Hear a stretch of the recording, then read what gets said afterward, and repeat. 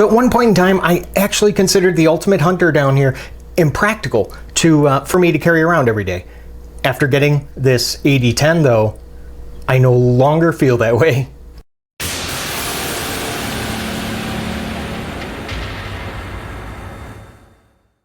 Hey, how you doing? My name is Jay. If this is your first time here, welcome to my channel, and why don't you consider clicking on that subscribe if you're looking for knife reviews that get right to the point. This is the Cold Steel AD10, and you see those specs right there? Yep, these are measurements I took myself. I'll also list them for you down in the description below if you want to follow along. Now I want to bring in a couple knives just so you can get a good idea of the true size of this AD10. And we'll start out with the Spyderco PM2. And then of course, the Para 3. Look at that, it just looks ridiculously small next to it. Then let's do one Benchmade, and that's going to be the 940. This one is the Blur from Kershaw. And lastly, another Cold Steel Recon 1. Calling this knife big is a huge understatement, but yet there really is a lot to like here. I absolutely love the blade shape and the width of this drop point, which is made from S35VN. When the AD10 was first released, it featured a hollow grind, but now unfortunately they did go ahead and change that to a flat. I guess not unfortunately, because if you like flat grind, it's great. But this thick of a blade and a hollow grind, I wish I could have experienced that.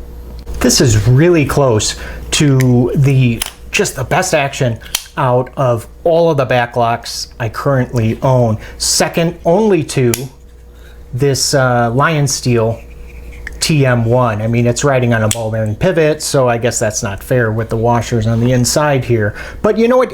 This should have good action. It really should, because considering the size, and the weight of this blade that it's swinging around, so the AD10 it's really easy to flick open, and the backlock, I want to show you, it really does not require much pressure at all to close it. Watch. Press on it just a little bit. Boop, there she goes. Did you notice these, the thumb studs? They're actually removable for those of you that like to use those clamp style type of sharpeners, so it gives you a little bit of flat.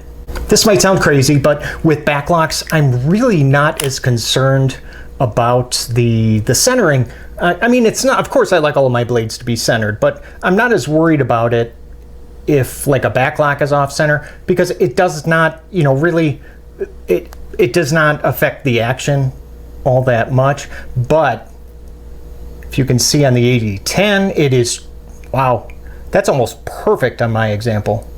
You can see I've got the good old cutting board out, and I want to see how well this 3.9 millimeter thick blade stock, why don't we see how it cuts? I got a good feeling. Oh yeah.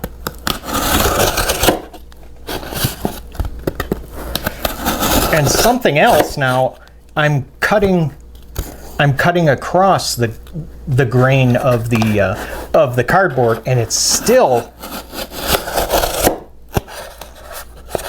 yeah.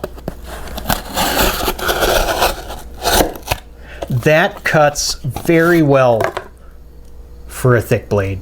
Conversely, now there's just a few things that I really don't like, and I'm going to start out with see this forward finger choil here.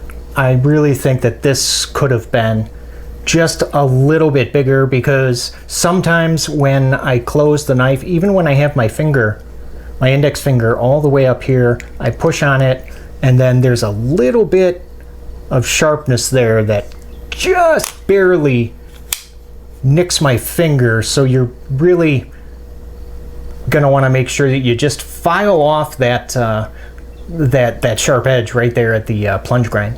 Next up is going to be the jimping, and yeah, it's really just not the most effective, because I don't know. I mean, the knife is big, so I guess that means the jimping has to be big as well. Yeah, just not a fan of that. The AD10 pocket clip it's terrible. And for me anyway, it's really difficult to get this in and out of the pocket. There's really not much like flex in this steel, and on top of that, it leaves, look at that. I mean, it just leaves a ton sticking out of the pocket. But yes, I do have a solution, as you can see, and I even created a video showing you how to do this modification. If you look up to the corner, yeah, right there, you click on that card and it'll take you to my knife hack. I'll show you exactly how to do this. My next gripe is about the handle thickness. So you can see here on the right is the AD10, and that's about 0.65 inches thick in the handle. And then here on the left is the Ultimate Hunter, which really, it looks kind of thin next to the AD10, doesn't it? And this measures at 0.62. Before I go ahead and show you the weight, which by the way is substantial, I want to go ahead and show you the inside, and hopefully you can see that. Well, really, I guess there's nothing to see because there is no skeletonization going on in an effort to reduce the weight. Let's see. Yeah, I get it's a big knife, believe me, I get that. 7 ounces though. I mean, you can get similar performance from much lighter knives. This is going to be the equivalent of, yeah, this is all of my AA batteries, by the way, that I have set to the side for knife reviews. 1, 2, 3, 4, 5, 6, 7. 7 AA batteries, or watch this. I thought this was interesting.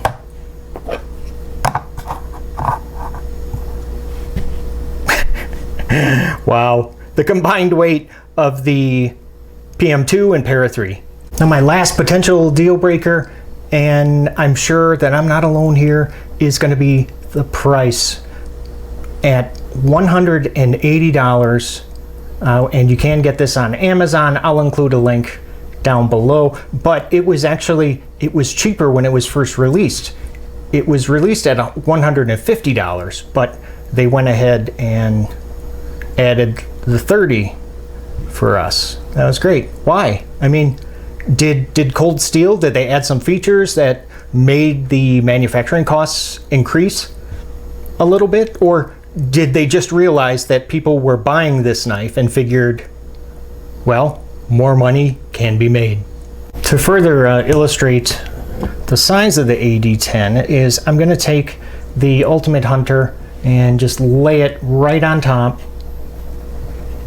Yeah, that 1.37 inches in the closed width. So that's going to take up, yeah, quite a bit of pocket room.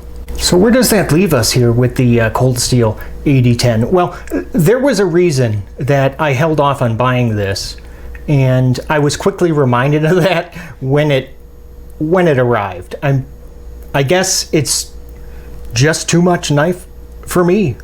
I mean, it functions very well, and if you happen to be a larger individual, you will absolutely love this knife. Now, those of you that are not taller, I mean, if you don't have that all hell breaks loose type of knife yet, I would definitely consider the AD10, especially if you can find it for like $150, which I did. So hey, if you enjoyed this video and you got any value from it, do me a favor, would you just leave a thumbs up? And if you haven't done so already, consider subscribing. Hey, thanks for watching, and I'll see you at the next video. Take care.